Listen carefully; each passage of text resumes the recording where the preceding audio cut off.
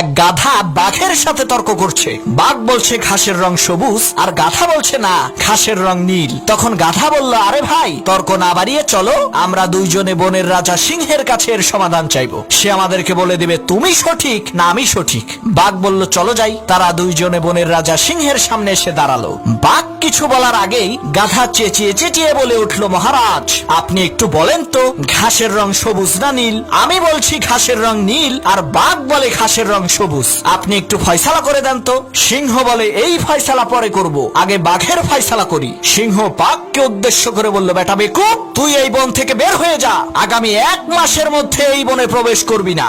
বাঘ বলল, মহারাজ, আমার কোন অপরাধের কারণে আপনি আমাকে এত বড় শাস্তি দিচ্ছেন? তখন সিংহ বলল, বেটা, তুই হইলি শক্তিশালী আর বুদ্ধিমান প্রাণী, তোর গর্জন শুনলেই তো গাধার লুস মোশন শুরু হয়ে যাবে। তুই কেন এই অশিক্ষিত মূর্খ গাধার সাথে তর্ক করে সময় নষ্ট করতে গেলি?